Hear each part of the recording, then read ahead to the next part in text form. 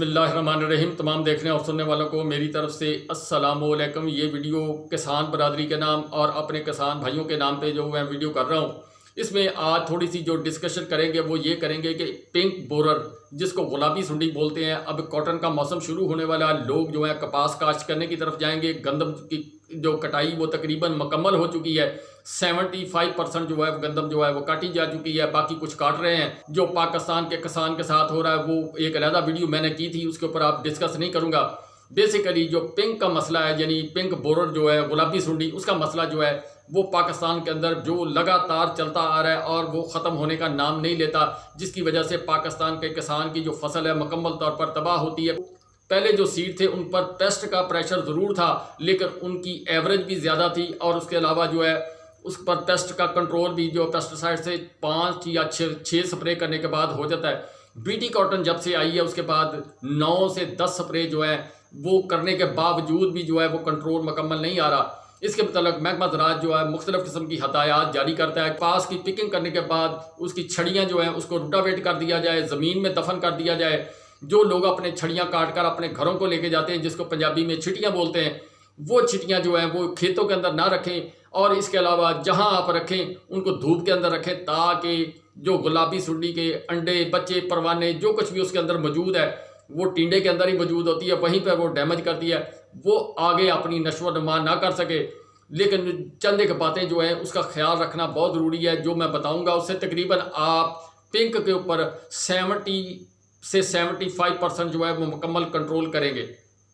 आप जब आपने काश्त करनी ज़मीन, सबसे पहले आपने ज़हन बनाया कि आप कपास काश्त करने लगे हैं, उसके लिए आपने पानी लगाना। पानी 1 लगाएं या 2 लगाएं।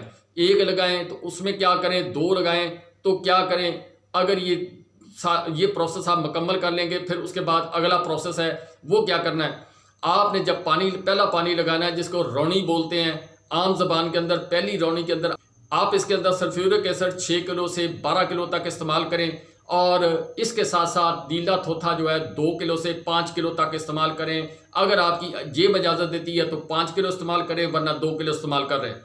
ये पहले पानी के अंदर आपने सल्फ्यूरिक एसिड और जो है कॉपर सल्फेट, जिसको नीला थोथा बोलते हैं, वो आपने इस्तेमाल करना। उसके बाद सेकंड पानी जब आप लगाएं, अगर आपने लगाना हो, वरना ये जो अब सेकंड पानी के अंदर जो आप मैं ट्रीटमेंट बताने लगूँ, ये पहले के अंदर नहीं करना, या फिर ये इस्तेमाल कर लेना है अगर आपने करना है, या फिर ये अगर 2 पानी लगाने हैं, आपने ज़मीन को रौनी अच्छी करनी है, दूसरी पानी की टर्म होगी, उसके अंदर आपने 1 लीटर क्लोरोपाइरीफास और 1 लीटर जो है फिप्रोनिल वो ले लेनी है। इन दोनों को मिक्स कर लेना और मिक्स करने के बाद खेत के अंदर फ्लड कर देना है। ये काम आपका मुकम्मल हो जाएगा। अब इसके जो फ़ायदे हैं वो क्या है, मैं ज़रा जल्दी बता दूँ।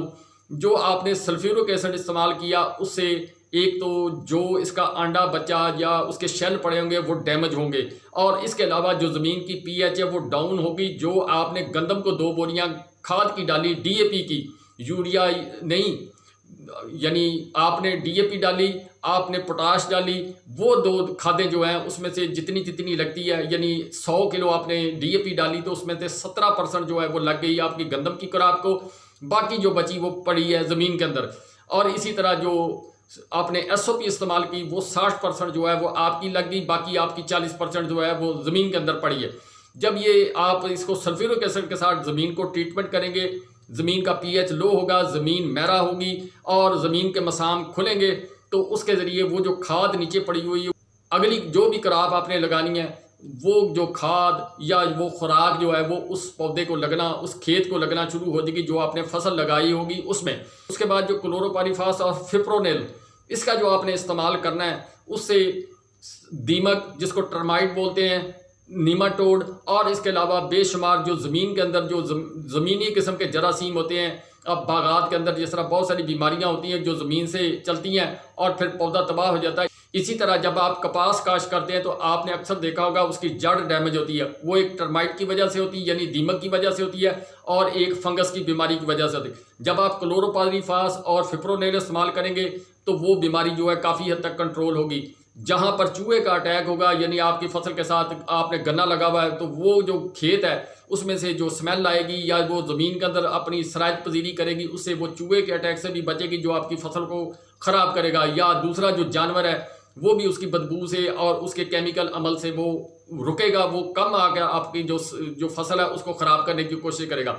अब ये सारी चीज़ें होने के साथ साथ जो पिंक है वो उसका जो अंडा, बच्चा, लार्वा जो कुछ ज़मीन के अंदर पड़ा होगा वो भी तलफ हो जाएगा। एक किस्म का ज़मीन आपकी पाक हो जाएगी, जिस तरह आपने वैक्सीन करा दी, आपकी ज़मीन को वैक्सीन हो जाएगी। अब यहाँ तक ये सिलसिला जो है मुकम्मल हो जाएगा। उसके बाद आपने जो कॉटन की क्रॉप है उसका सीड जो है उसको सीड ट्रीटमेंट करना है। वो जो भी आप उसको पेस्टिसाइड इस्तेमाल करें, सीडो करें, अमीडा करें, जो भी आप उसके साथ सीड ट्रीटमेंट का तरीकाकार इस्तेमाल करें वो लाजमी करें, वो आपको बेनिफिट देगा। अब आपने कॉटन का जो है वो काश्त कर दी। कॉटन काश्त करने के बाद जब फुल गुडी शुरू हो जाए, जब आपके खेत के अंदर फुल गुडी का अमल शुरू हो जाए, तो उस वक्त आपने जो अब पेस्टिसाइड का स्प्रे कर रहे हैं, जो भी आप इस रूटीन के साथ करते आ रहे हैं, हर स्प्रे के अंदर फसल मैच्योर होने तक आपने 250 ml लेमडासाइहालोथरिन जो है हर स्प्रे के अंदर डालना है और आपने स्प्रे करते रहना है। बाकी पेस्टिसाइड जितनी भी है रूटीन से, वाइट फ्लाई की, दीगर अमेरिकन सुंडी, गुलाबी सुंडी, चितकबरी सुंडी, उसकी जो भी आपने जो है वो डोज एडजस्ट करनी या जो भी कुछ भी करना है वो आपने करना है। लेमडासाइहालोथरिन 2.5 EC जो है वो आपने 250 ml हर स्प्रे के अंदर इस्तेमाल करते रहना है एंड तक, जब तक आपकी पिकिंग मुकम्मल ना हो जाए, जब तक आपकी स्प्रे का जो प्रोसेस है वो मुकम्मल ना हो जाए। आप ये काम करके देखेंगे तो आपकी फसल 75% तकरीबन जो है पिंक से जो है वो महफूज रहेगी और महफूज रहने से आपकी जो क्रॉप है उसको रेट भी अच्छा लगेगा, उसकी यील्ड एवरेज जो है वो भी ज़्यादा आएगी। ये छोटी सी वीडियो, इसको आप नोट करें तो ये सारी चीज़ें ज़हन के अंदर रखें। मैं फिर दोहरा देता हूँ कि पहले पानी के अंदर 6 से 12 किलो सल्फ्यूरिक एसिड, उसके साथ कॉपर सल्फेट 2 से 5 किलो, ये पहले पानी के अंदर। दूसरा पानी जिसने लगाना हो तो उसके अंदर 1 लीटर क्लोरोपाइरीफास, 1 लीटर फिप्रोनिल, ये करके 2 पानी लगा दें। अगर आपने ये नहीं करना, चाहे पहले वाला फार्मूला कर लें चाहे दूसरे वाला फार्मूला कर लें, फिर एक पानी में दोनों में से आप जो आपकी पसंद है वो तजवीज़ कर लें। और उसके बाद जब आपने स्प्रे का प्रोसेस शुरू करना है, यानी पेस्टिसाइड का यूज़ करना है, उसके अंदर आपने 250 ml लेमडा हर स्प्रे के अंदर, जब आपकी फसल फुल गुडी की तरफ जाना शुरू हो तो उस वक्त आपने इस्तेमाल करना, उस वक्त तक जब तक आपकी पिकिंग मुकम्मल ना हो जाए। आप कॉटन जो है उसकी पिकिंग मुकम्मल करके तमाम प्रोसेस मुकम्मल ना कर लें, उस वक्त तक आपने लेमडा जो है वो इस्तेमाल करना है। जो गुलाबी सुंडी है उस पर काफ़ी हद तक कंट्रोल रहेगा अगर आप इसको इस्तेमाल करते रहेंगे।